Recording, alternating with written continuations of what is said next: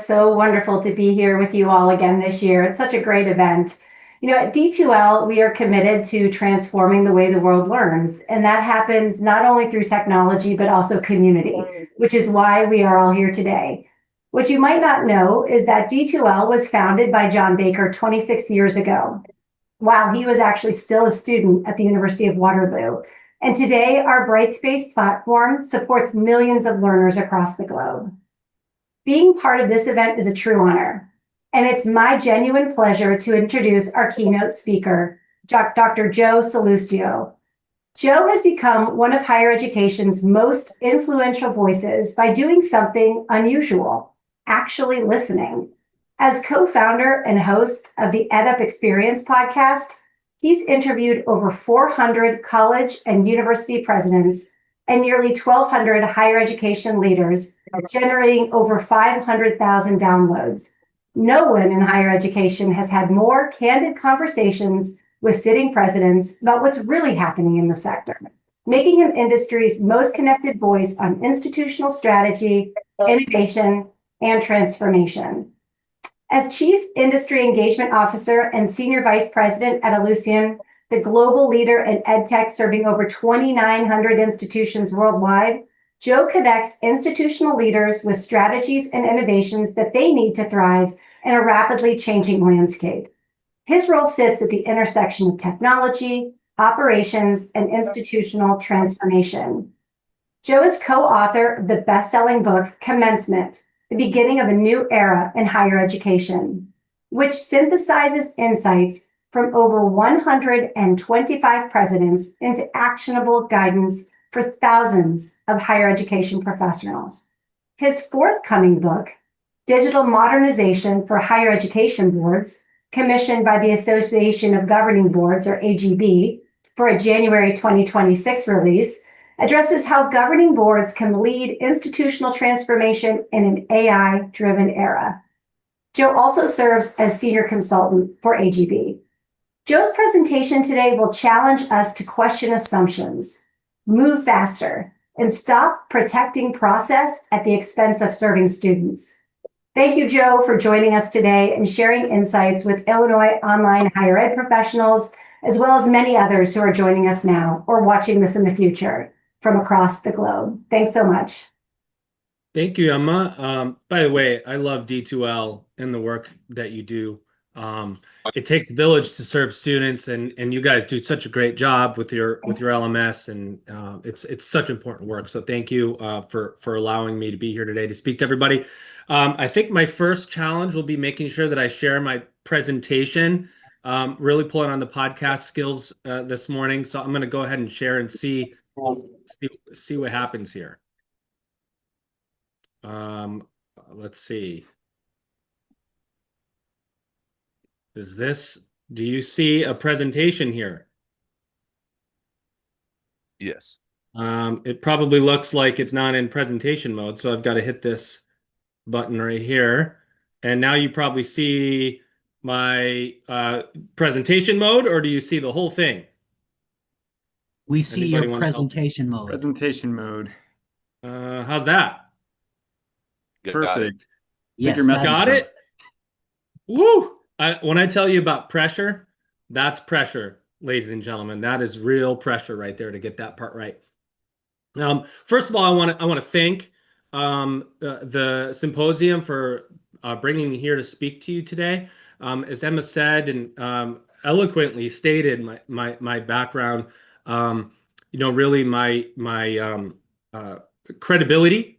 Because we always want to lead with a credibility slide in higher education. I've spent about a year and a half at Ellucian now, which I'm guessing and know that there are many Ellucian schools out there as a global ERP solution, and specifically around the student information system, which is the brain and heart of the institution. But coming to you today as co-founder and host of the EdUp Experience, really what I always say that I love doing these podcast interviews with college presidents, over 425 college presidents now that I've interviewed.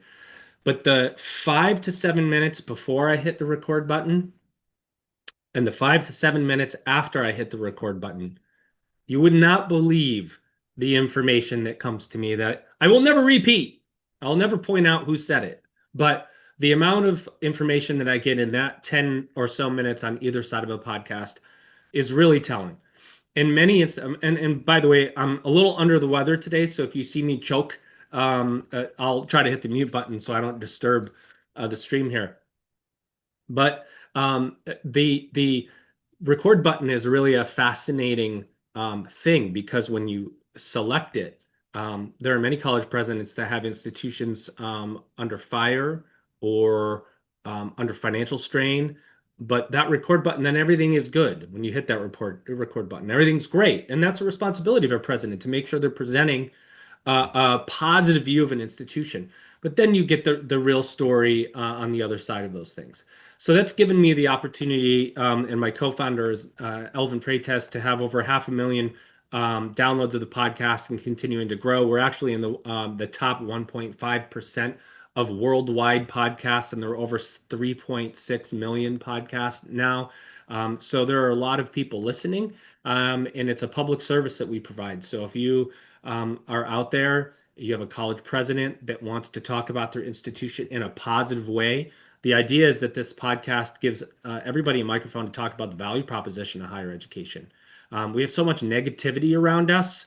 I think you all probably feel that too. Higher ed has no value. Why do we even do what we do when students can get a 4-year degree by going on Instagram now? And there's just so much noise. But who's telling the good stories? Who tells the stories about the work of serving students in any context? But that's what we try to do. Written a book, got one coming, digital transformation for boards, which is another level of complication. But I want to get in today and talk first about this paradox that we're in, the leadership paradox. We talk about always doing more with less, right? And like the theme of this conference, we always need to do more with less. But is that really possible? What if it is doing less with less? And have we gotten around to that way of thinking yet? You guys have heard, you've all heard the cliche, right? Or the cliches that we have in higher ed, like do more with less, be all things to all people. There's these things that we say over and over again. But when you bring it to reality, are we too stretched? Can we really add more programs and expand more student services? Can we really do that? If there's any institution on this call that has declining enrollment, that has interruption in funding, or a combination of those things, whether it's state funding or less Title IV coming in or whatever, is it possible to expand to more services? Is it possible to meet every need of every student? I know that's what some institutions will try to do. I also know, and many of you have probably felt this, there are many institutions in an old mandate that are engineered really to serve a traditional student and not really engineered to serve an online non-traditional student. And I think there's some differences. We always talk about another cliche, our students. Who are our students? Sometimes there needs to be a qualifier around that. Are our students the 18 to 22-year-old? Are they the 18 to 22-year-old traditional student who's taking online courses in such a robust way that they're actually preventing online students from getting into online courses? I mean, you want to talk about one of the hardest problems in higher ed to solve? That for me is a big one. How do you have ground students that want more online courses, and many institutions give ground students priority registration. They enroll in all these online courses, and then online students go, wait a minute, I can't get in my course. So that's something that's more the new reality that we have to contend with. But when you talk about engineered for online, it's not that you can take a traditional institution that's been engineered for on ground and all of a sudden just go online and meet the learner where they are in every context. It's a different student. It's a different cadence. There's different services. But the old mandate says we could do all those things together. But is that the reality?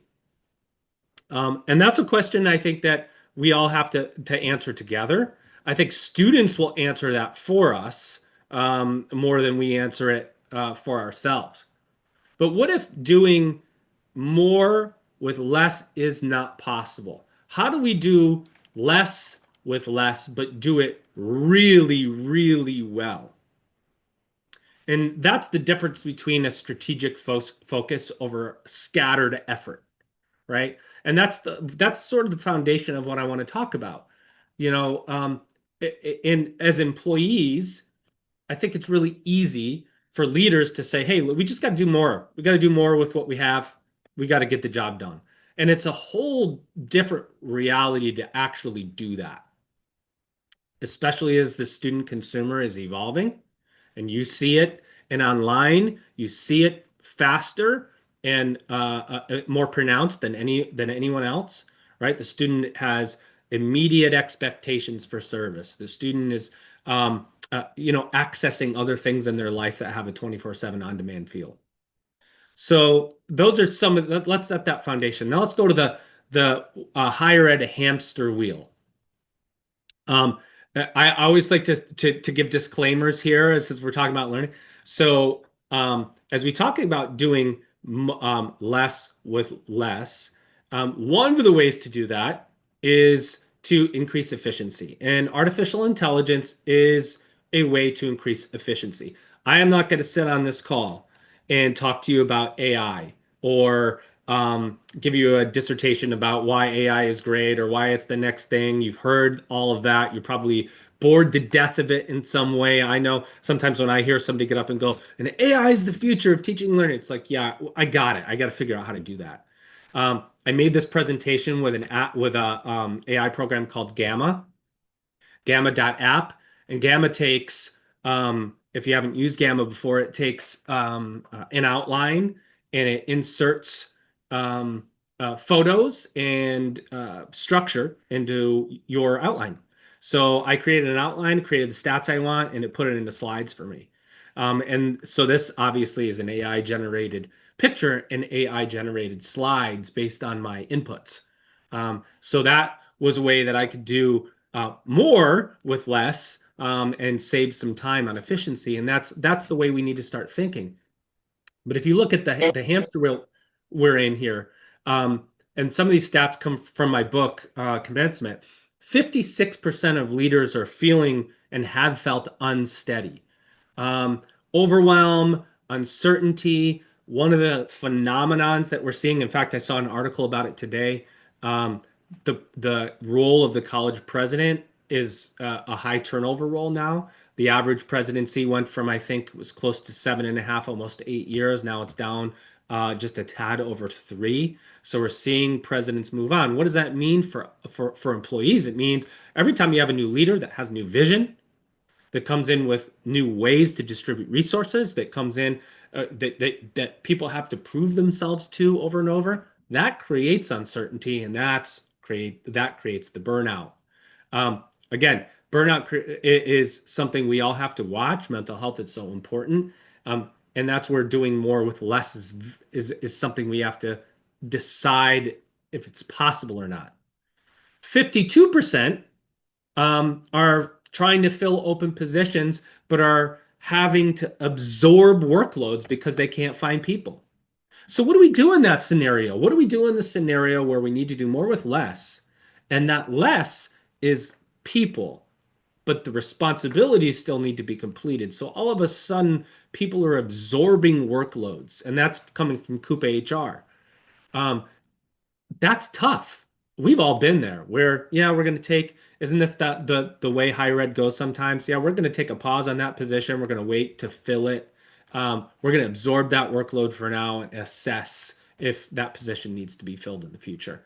Well, what did that absorb mean? Probably didn't mean much more money for anybody, but it meant much more work. And that's what we have to contend with in higher ed. And this isn't meant to deflate. This is meant to just set the stage and the reality for how do we start thinking differently. We do know that 53% of faculty are reporting burnout. That comes from a Timely Care survey. More than half reporting symptoms of burnout.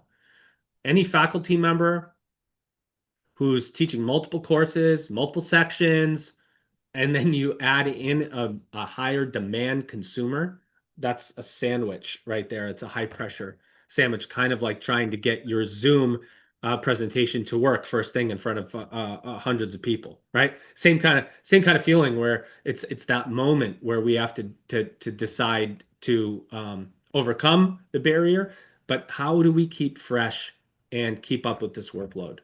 The hamster wheel is spinning fast, but are we moving, right? So there is actual exhaustion, and we know that it's not sustainable. And who ultimately pays the price? It's the student, right? When we're trying to do more with less, and we have people who are faculty and staff that feel that they're absorbing workload, they're trying to keep up, that means less focus and time on a student. And that student then has a higher rated dropout or a higher percentage of dropout, and then there goes that cycle all over again. It's very hard to catch up with that. All right. I think you all know that, but it is important to recognize it, because if we don't talk about this, we cannot fix it, and we need to fix it together. So I want to just talk about the trap that we're in, the blockbuster trap. And part of my role at Ellucian is to talk about technology. But at the EDIP experience, where I talk to college presidents, I get insight into business models. And the business model of higher education is built more like Blockbuster. All right. Blockbuster, if you actually look at Blockbuster's bankruptcy documents, they outline the reasons that they went bankrupt, and one of them is really failure to adopt new models, failure to keep up with innovators in the space, and in recognition of that we know there's innovation, but we couldn't do it. We didn't either want to do it or we couldn't do it. That's an important lesson to learn in higher education, because I think that we are in this same sort of moment where we are Blockbuster in a lot of ways. We're built with physical infrastructure. We focus so much on that physical infrastructure. The consumer isn't wanting it as often as they were before, which you all see in distance learning. I know for sure the student and even students who want that physical infrastructure also want some of the Netflix feel. But Blockbuster had physical inventory. It made you get up, right? This is, I think, something we can all relate to. For anyone that has ever watched Netflix, and I'd ask you to raise your hand. I'm going to imagine that you've watched Netflix or Amazon Prime or Disney if you have kids, or you like Marvel movies. And so I'm imagining everyone raising their hand that you've watched a streaming service. If you haven't, that would be crazy, but we could have that conversation. When you pull up your favorite show and the introduction comes on, right in the bottom right-hand corner of the introduction, there's a little rectangular box with some text inside it. So rhetorical question, do you know what that says? Think about it for a second. What does that say? It says skip intro. And an introduction of your favorite show on a streaming service is maybe 30 to 45 seconds long. How many of you are so impatient that you click skip intro? Because you can't even wait the 45 seconds for that to pass. I always joke with my wife, when we watch TV and we're watching Netflix, she's tapping me to skip the introduction before I even can grab the remote control. Right? So you start to personalize these things and think about them in that context. It's the truth. I saw somebody put up an emoji, but I'm literally get pokes like, Joe, skip it, grab it. And I'm like, oh my gosh, I can't even find the remote. I'm even if there's 10 seconds left, I've got to skip it, because that's the way we're engineered for impatience. Excuse me. I think about the Uber model too. For anybody that's ever taken an Uber, right? You go in, you're going from your campus to the airport, and it says 12 minutes. The Uber is going to be there in 12 minutes. How many of you get in this conversation with yourself. Wow, 12 minutes is a really reasonable amount of time for my car to show. I think I'll wait. I would guess that the majority of people don't do that. You hit the back arrow and you hit refresh, and you hit the back arrow and you hit refresh until that Uber gets down to 2 minutes or 5 minutes or whatever you decide, is acceptable to meet your level of impatience. That's us. It's consumers. We always say the students or our students, but that's us. We're consumers, we're students, and we don't want to wait. We don't want to drive the blockbuster necessarily. And if we do want to drive the blockbuster, we also want options. We want personalization and individualization, which I think is beyond personalization in a way. Let's not get stuck in this trap, right? If we focus on one thing or a few things exceptionally well, doesn't that help determine the effectiveness of the business model, right? Blockbuster had videos and lots of stores, and Netflix, you could get it anywhere at any time, all right? They dominated by doing less better. And that is the secret, I think, to it's the opposite of doing more with less. It's doing less better, right? And so I think the rhetorical here for you at your institution is, are we trying to be all things to all people? Do you have too many programs? Do you have resources that are spreading your support structure thin? What if you had really, really sharp programs leading to job opportunities that help that value proposition craft itself in a more powerful way? Is that better than having 30 online degree programs? What if you had 15, but really crushed it with those 15? These are questions I know that happen all the time around cabinet table level tables at the president level, and I know around faculty and otherwise. It's hard to let things go. But what if we stop doing things? This is the hardest thing to contend with at any level of higher education. We want to say yes to everything. We do. A student says, I need we notice that there's going to be students that need degrees in this program, so we should start it. We should do it, right? We should start a nursing program. We should start this program. Or we're going to do an online MBA. And we want to do those things sometimes without scanning what the competitive market looks like. But what if every no is a yes to something else? And I think that's the way to think about it, right? How do we stopping strategically hitting pause on certain initiatives means that you're directing funding and attention to initiatives that are going to give you the better result, or that you've decided are going to give you a better result. So it's addition through elimination, isn't it? Right? When you eliminate what doesn't matter, you multiply the impact on what does. So less becomes more, even though you're doing less with less, right?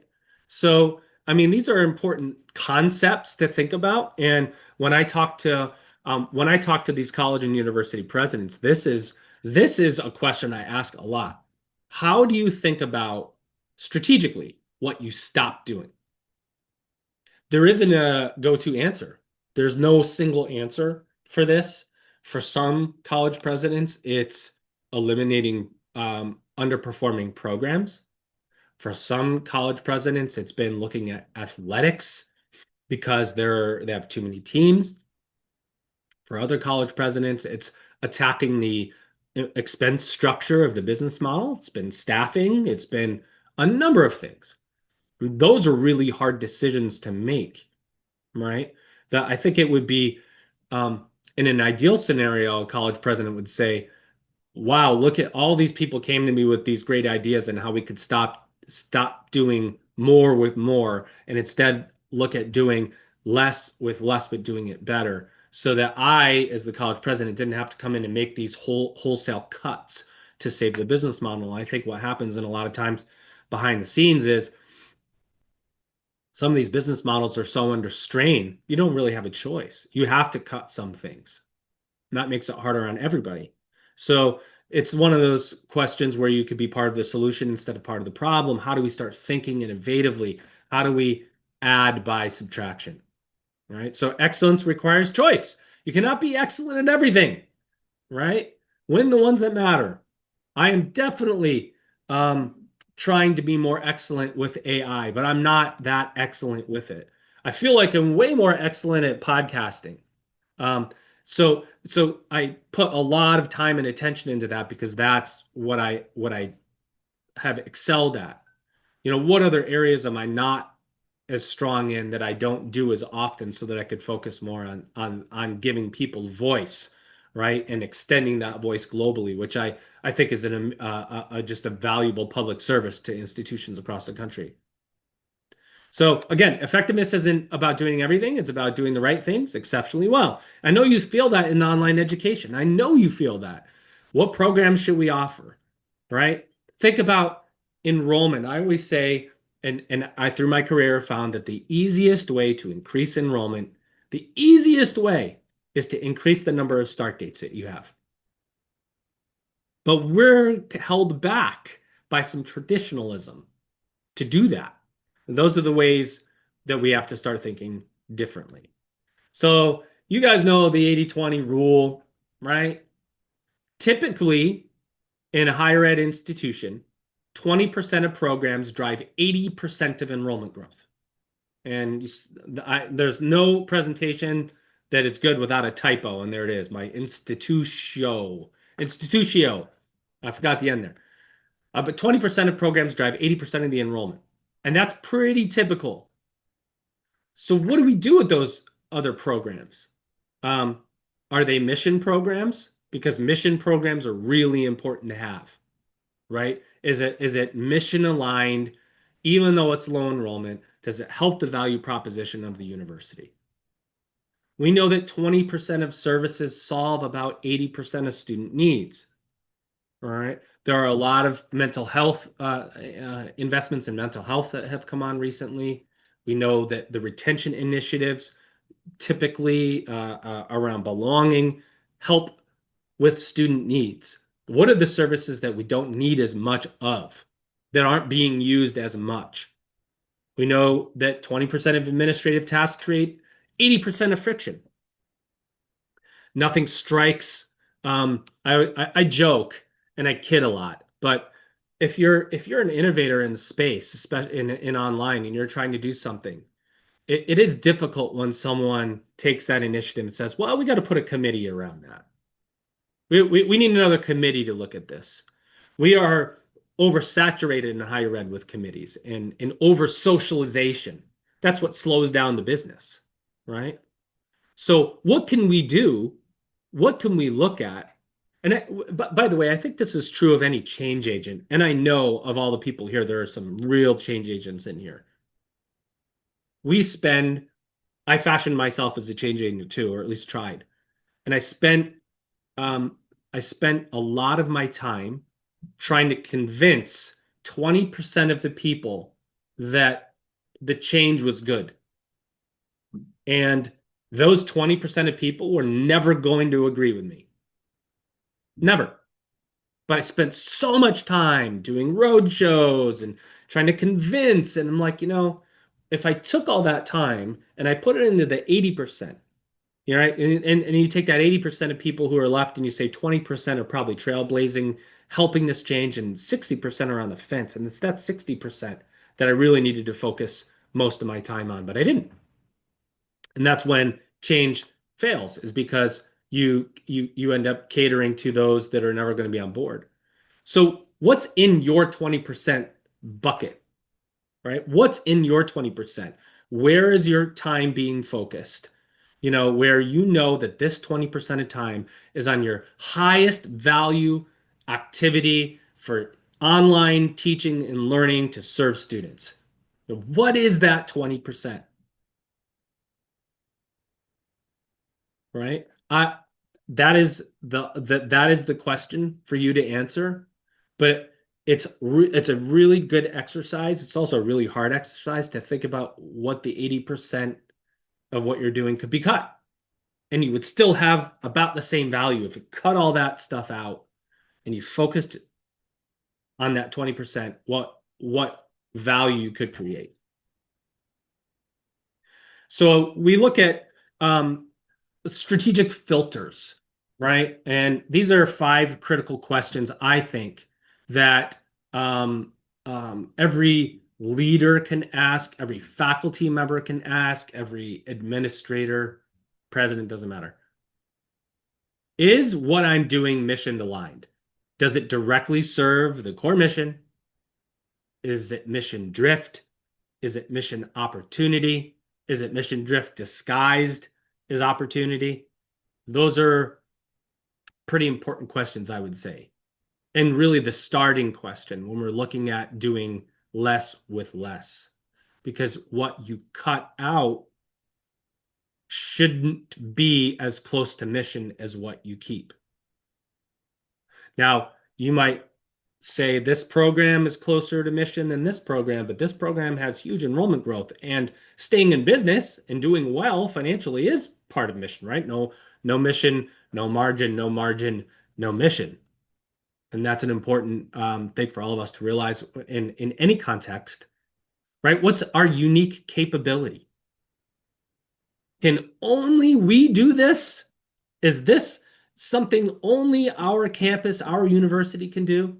Or are we doing or duplicating what others can do better? And is there a partnership opportunity that can benefit both of us where we're both putting in less resources and creating a good outcome? See campuses unite for things like this. We've got Campus A has great undergrad, great gen ed programs for nursing. The great gen ed core. And this university has a great 2-year nursing program. We create a pipeline. I just talked to a university president yesterday that has a partnership where they do a 4-year degree with a guaranteed job, right? 3 years at this university, a year MBA at this one, and a job placement piece that comes with. They have 99% job placement because of the experiential learning factor. What about competency-based education? What about subscription-based education? What does that mean? Well, so many people here probably subscribe to something. You have AI programs you subscribe to. You have, go back to Netflix. You subscribe to Netflix or streaming service. Got a gym membership. Maybe you subscribe to your gym.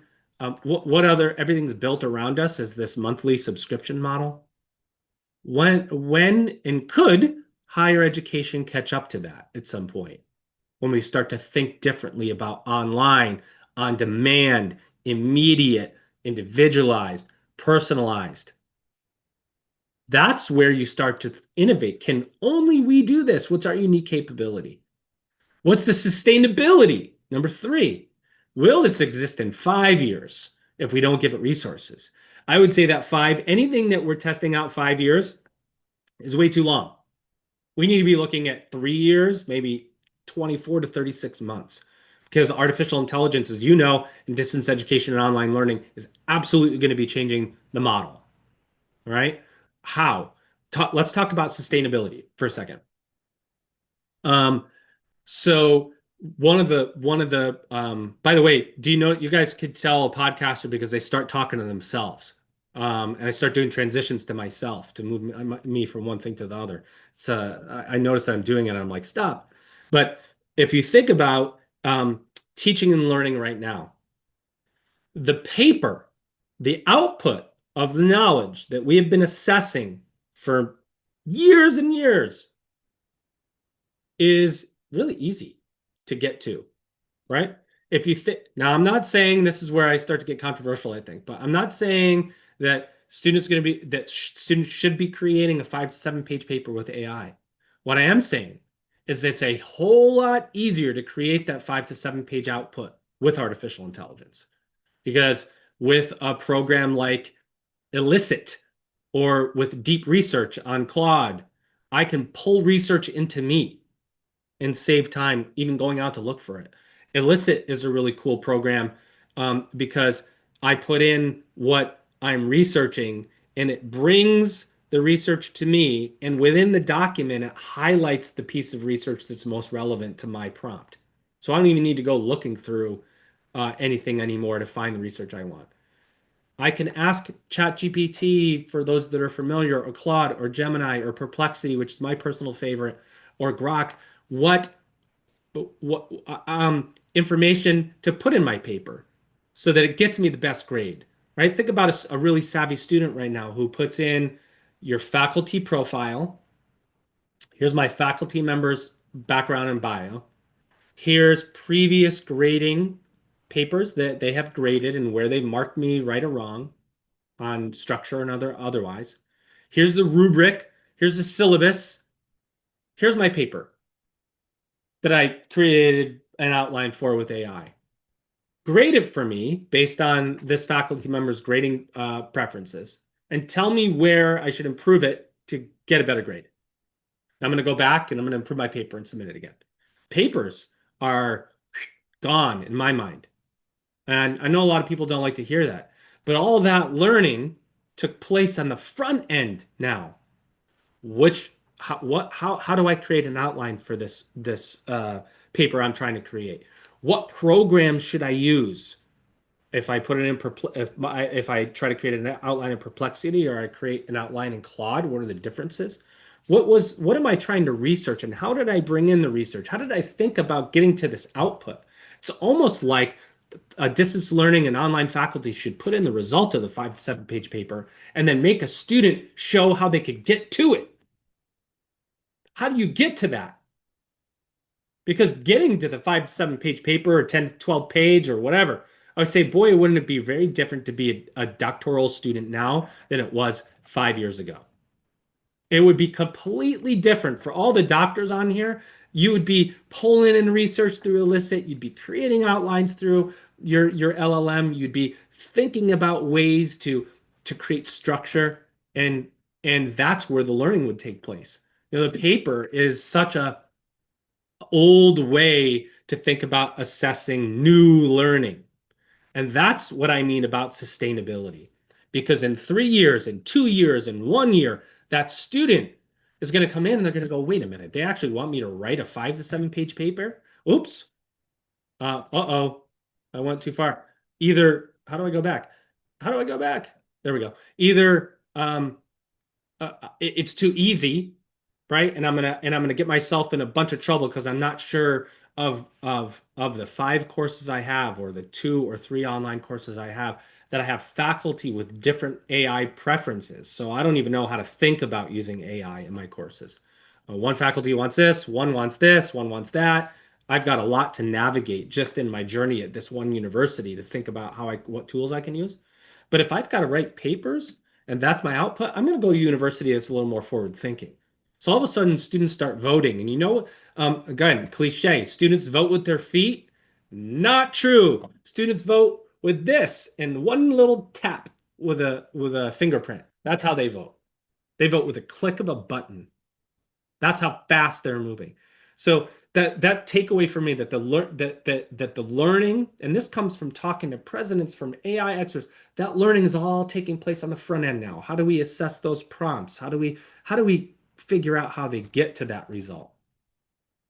Writing, the actual art of writing, that's a great conversation to have on how we still teach people to write. I am definitely not going to get into that one, but prompt gen, if you're getting good at prompting, is a part of writing. It's shorthand in ways, but it is the new style of writing that we're working on.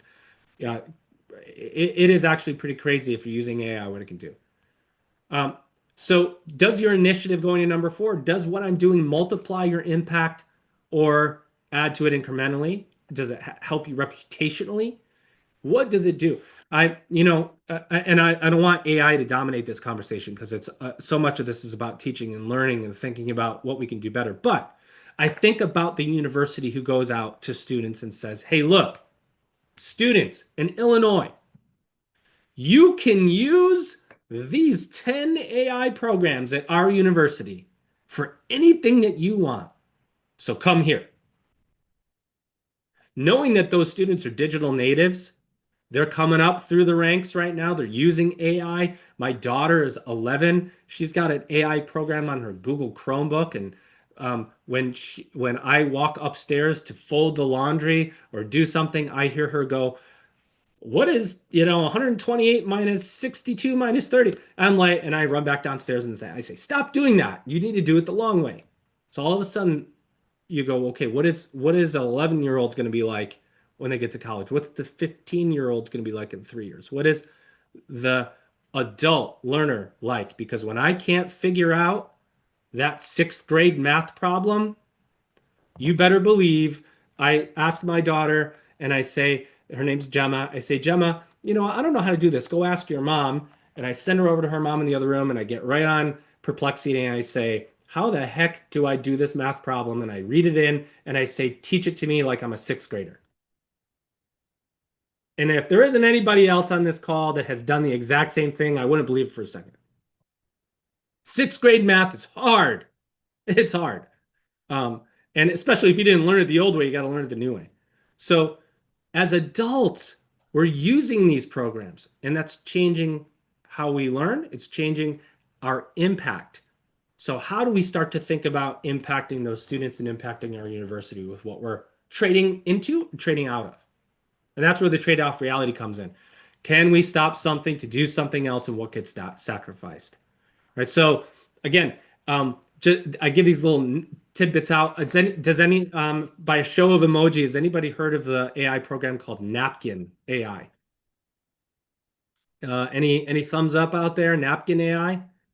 Couple. So check it out. Napkin is the easiest and one of the best AI programs I think you could use as a faculty member, as an administrator, because it takes anything that you've written, anything that has been written, and it immediately gives you like a process graphic. So just to show you, I took my 1, 2, 3, 4, 5, and I stuck it in a napkin, and it created this process graphic. That's a little hard. I guess it's a little hard to see. I could expand it, but it put it into this design, and I could choose from 30 or however many different designs for my process graphic. So I always think about faculty. We like to send long emails sometimes. Well, what if you put in little visuals in your emails every time you sent one? What if you put these into your courses every time you had a visual for a student to talk about graphic for anybody that's impaired?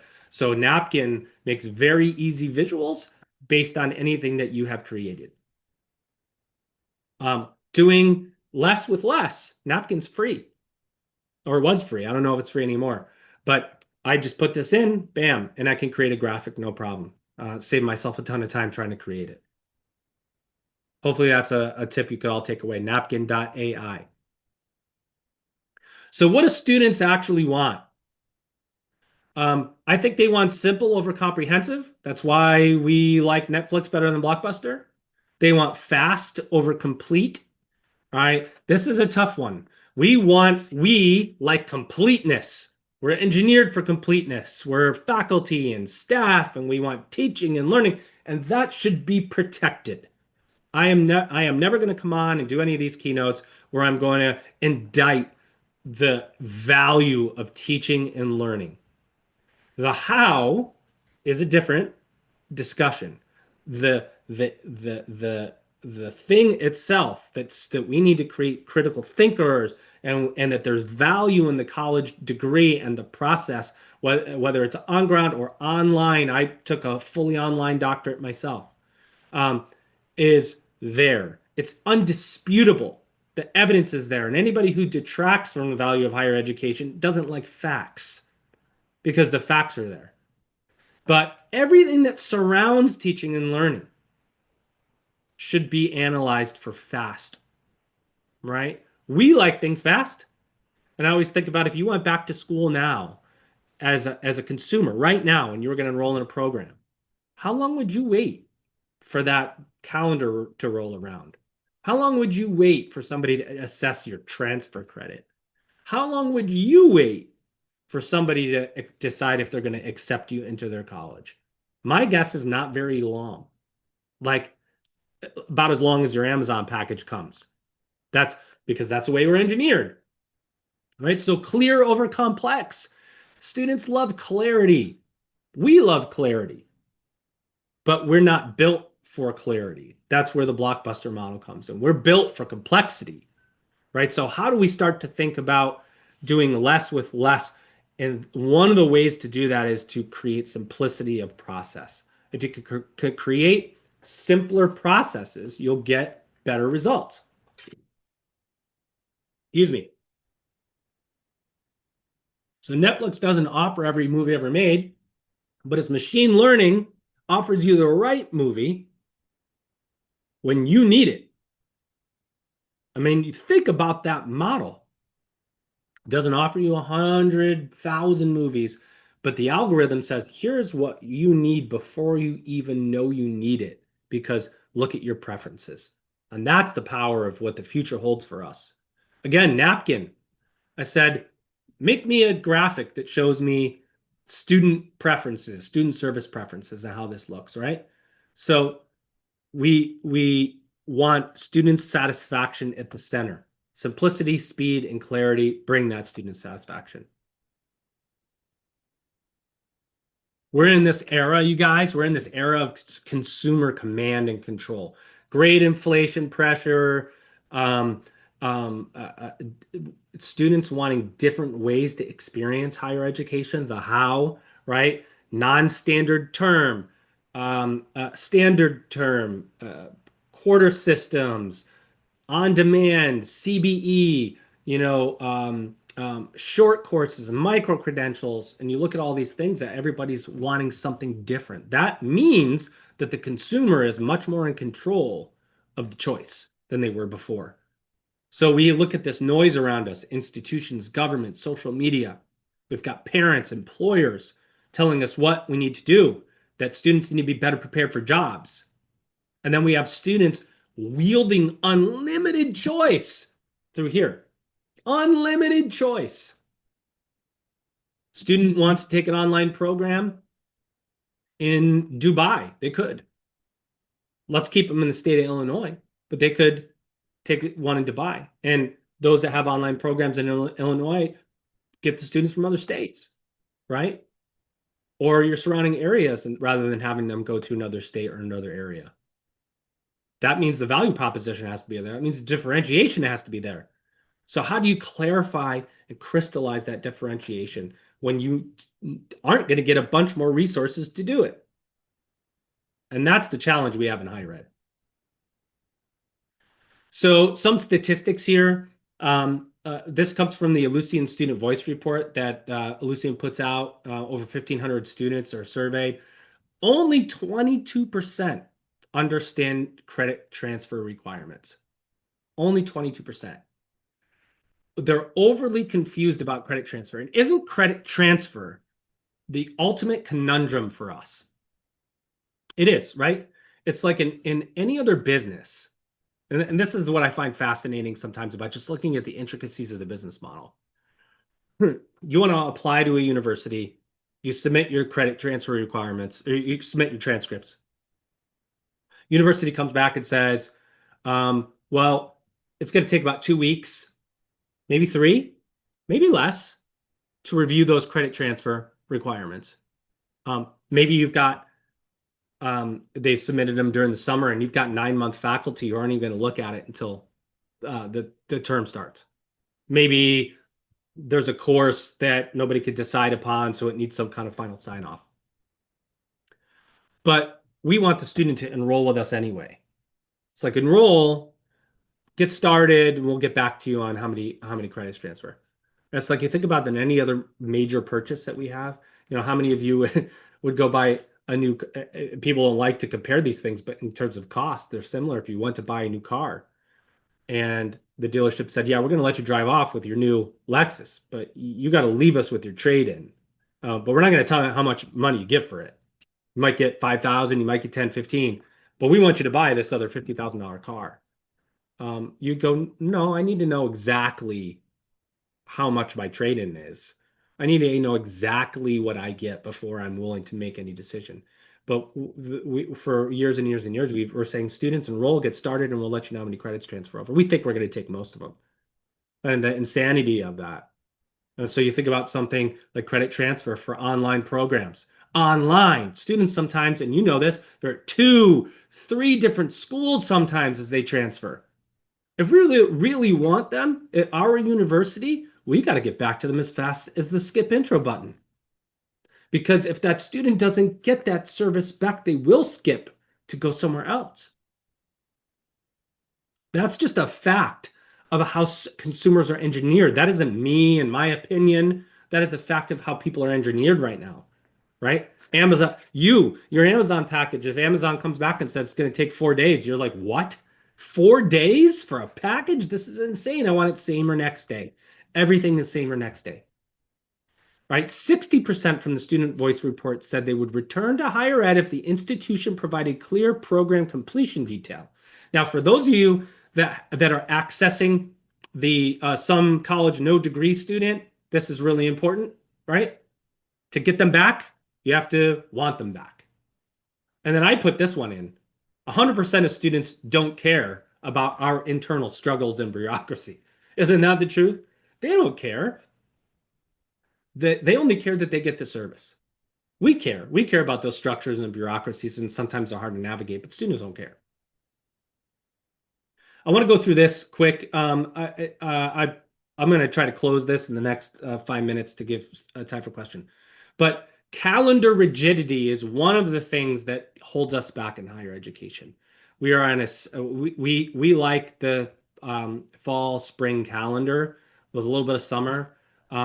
I'm hoping and guessing there's some schools and representatives that are running non-standard term, which is much more attractive for your adult student, for anybody that's going after that 37 to 42 million, some college no degree or some college no credential students. Getting them back, creating more intake periods is the way to service that customer. You know, when we think about online, how many services do you have around the online student that are open 8 to 5 at a university? And you just go, well, wait a minute. The online student probably isn't a traditional student in many contexts, could be, but they're probably doing homework at night. They might be working or have a kids or responsibility, but they can only get these things till 5 or 6 o'clock at night. The rest of these things, they're not available. And you go, but wait a minute. They're working at 10. They're doing their homework at 10 or 11. And so for different students, you need different service. You need different structure. How do we reduce process the complexity that the student comes to? Defending comprehensive manual systems. You know, for all of us that work in online learning, you know, what policies do we follow and who wrote them? You know, imagine if you had a name next to every policy that was written for your university, and then you come to find out that the person that wrote it doesn't even work there anymore or hasn't worked there for 10 years. You'd go, why the heck am I following this? I always think about that. Like, why am I, who wrote this? Where did this come from? We like to work in silos. That can't work. You know, it doesn't work. And one size does not fit all. That's what we have to know about today's individualized consumer preferences. One size does not fit all. So how do we make what we do really individualized for those students to be really, really good if we have to do less with less? This is the way I think about you. This is the way I think about faculty, people who work in online learning, and what it's going to take to serve students across the country to make sure that our country stays really high level with education. Illinois has amazing universities, and you are true superheroes. You really are. I mean, think about what you do on a daily basis. You shape minds, you provide opportunity for dialogue, for thinking, for critical thinking, for the space to have respectful conversations, to learn from others. That's a superpower. And I don't take it lightly, and I don't think you should either. And it is really hard to be a superhero in higher ed. It is hard. This is not easy work. It's noble work, but it's not easy work. And so the respect that I have for you is so immense because of the tree Then you think about all the people that you touch and what they go on to do and how many people they influence, all stemming back to their education and their experience with you in the classroom and the online classroom. That's true superpower. So I come today to say doing less with less is a huge challenge, but you're engineered to think through it and figure it out, because that's what superheroes do. So thank you all for having me. I hope I wasn't a horrible keynote speaker today and gave you some things to think about. And I would be happy to take questions or chats or anything else.